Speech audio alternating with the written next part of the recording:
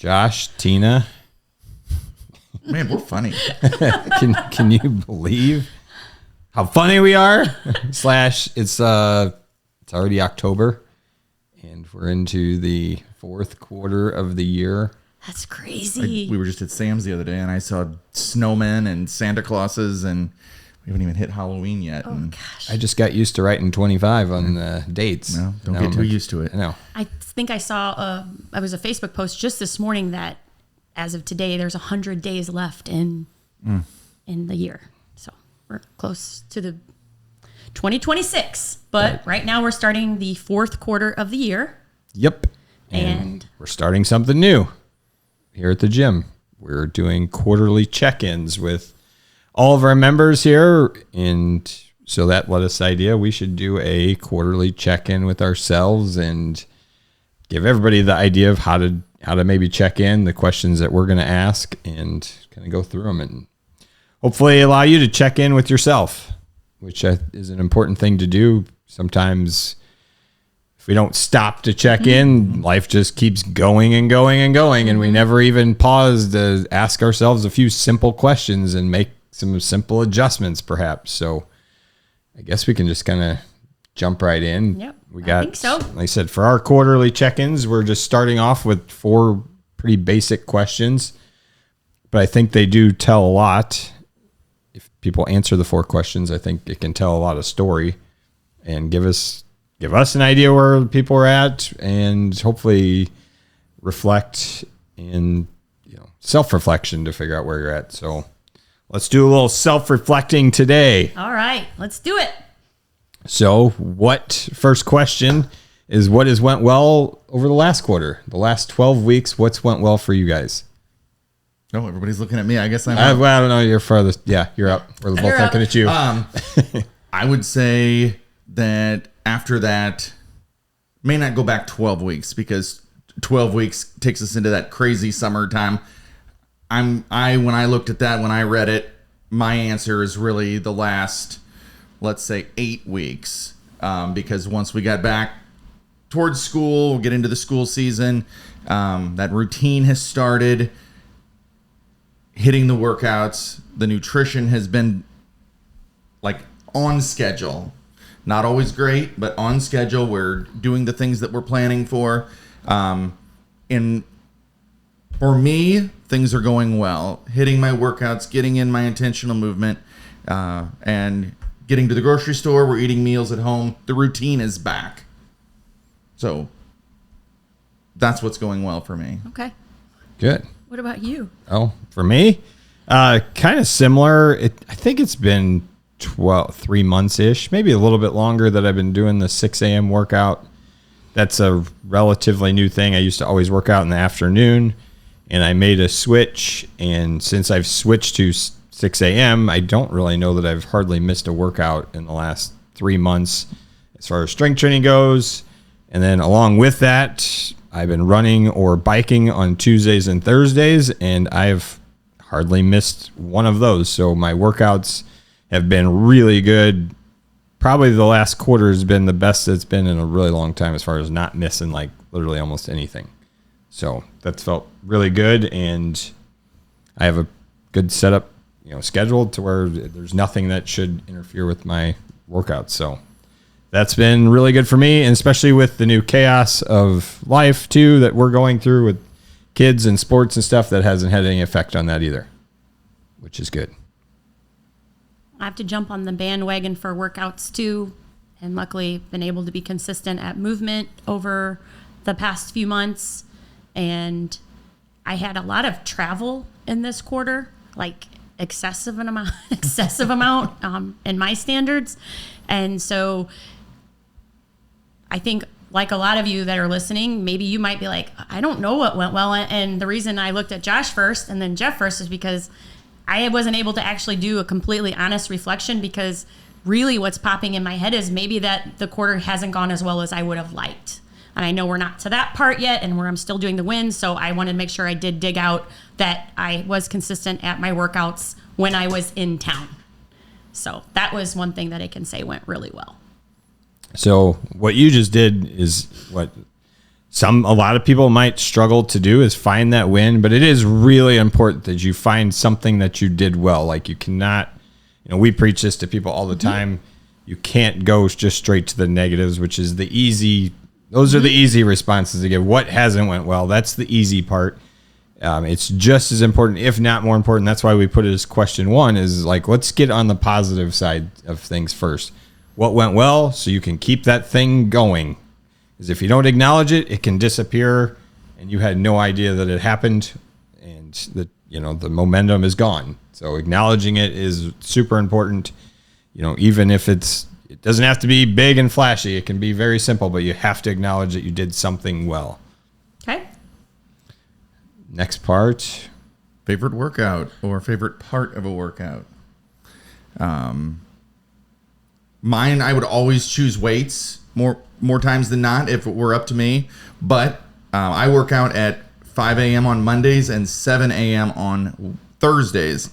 And Jeff's always the coach during that time. So it's good. Jeff likes to mix it up. So it's good when he does. It may not be something I would choose, but it's good to get outside your box and do some of those things. I will admit that a card game at 5 a.m. on a Monday morning will throw me astray for a minute.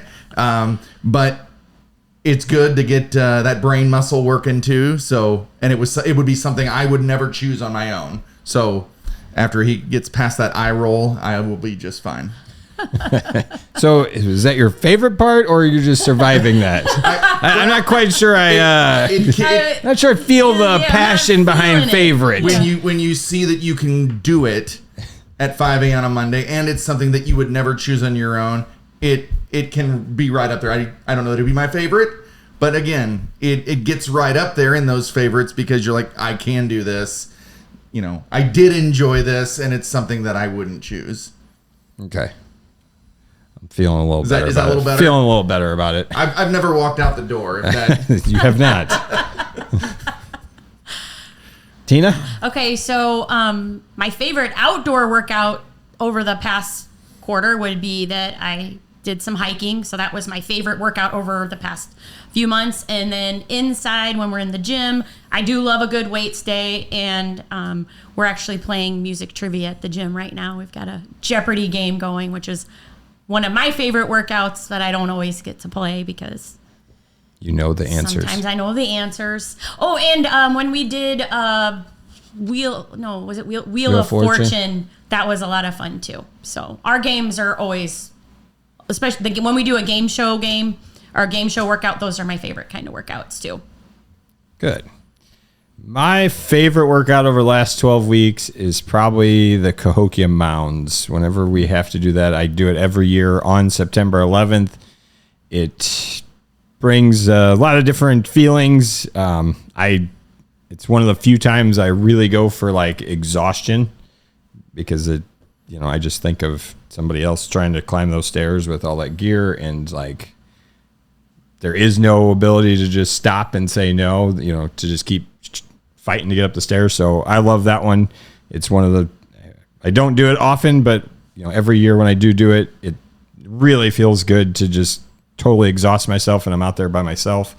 And then inside the gym, I'm kind of with you guys. I like hitting the weights for the most part, but that's because I do a lot of other cardio. Mm-hmm. Mm-hmm. So I don't feel like I need to get too much cardio in whenever I do this because I do it on other days.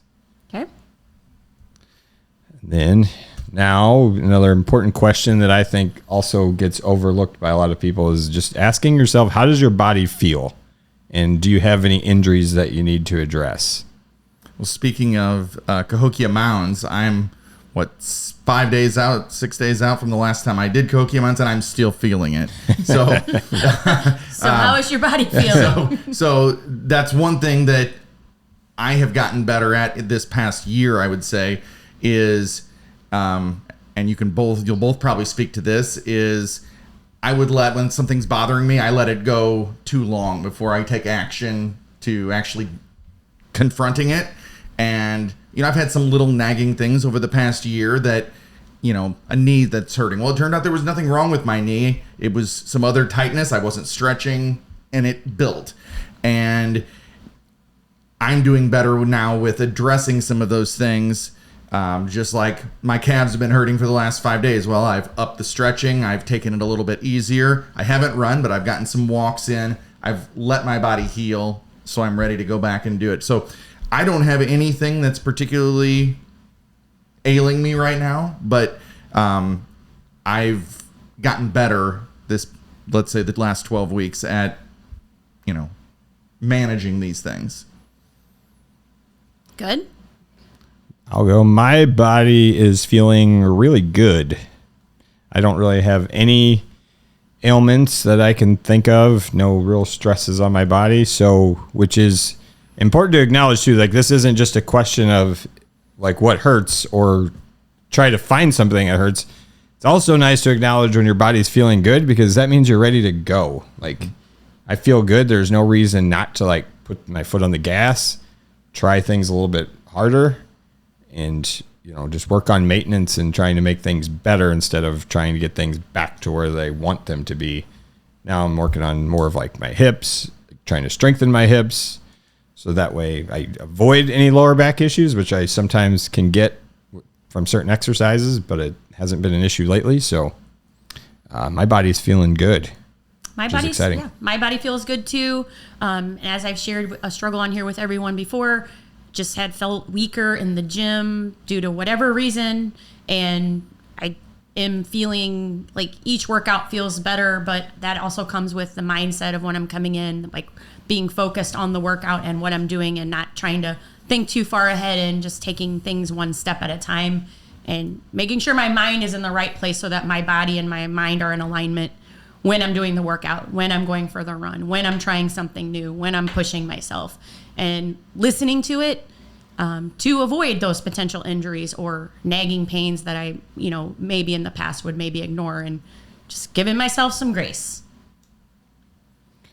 And the final one is, now we can kind of get into some of the struggles or whatever we want to call it, but we're calling it stresses.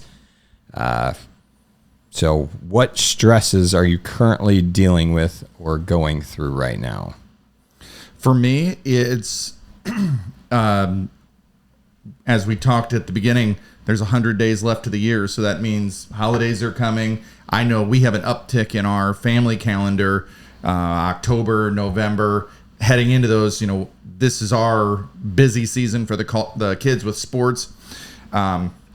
So we were just talking about this the other day with looking ahead on the calendar, and that's the biggest mistake. We have to look ahead to plan, but we struggle looking too far ahead because getting outside of where you are today makes it really hard to stay within yourself to get to the things you have to do each day. So I know our calendar stresses both Michelle and I to the limit sometimes, but staying day to day, keeping with the plan, that will help. But that's where our stresses will be.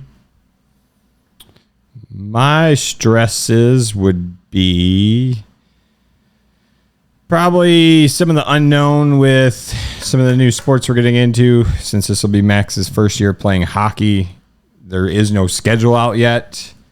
But we have it every weekend. So it's like, as of right now, there is no long-term schedule. So I just trying to figure out how this is going to work, when and who's taking him to the rink every weekend, and what we're going to do when we're there. And because it's really a 3-hour commitment every time we go to a practice. So depending on what times those are, they can fall right over a lunchtime. They can fall right over a dinner. And that's a very easy, just like, let's stop and grab something kind of mentality that's could be easy to fall into. So just being mindful of that. But really, it's the unknown of what to expect moving forward is probably the biggest stress with that. And yeah, that'd be my biggest stress. Okay. So since I'm the mom of the group, let me just lay it out on the line. Right? How much time we got? How much time do we have? No, seriously. I know, and I told Jeff this yesterday when we were talking, and Josh wasn't here, but we are entering the fuck it season. It's coming. And while I feel well prepared for it, no one is immune to it.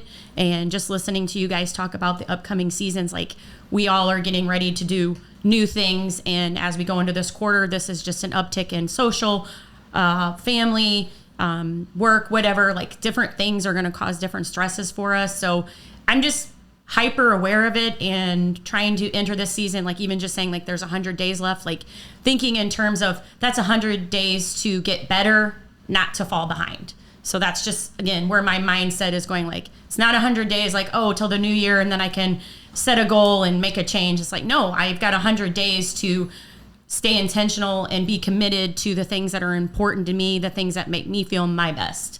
And the best way I can say to do that, and I know it's just the most basic answer, but it's being prepared and being intentional. And it's that simple. Check-in, quarterly check-in. I think these are 4 great questions that you could ask yourself. If you've never done this, you might be shocked but I really suggest that you write these answers down. Don't just try to answer them out loud. Actually go through the process and write the answer down and then read it out loud to yourself.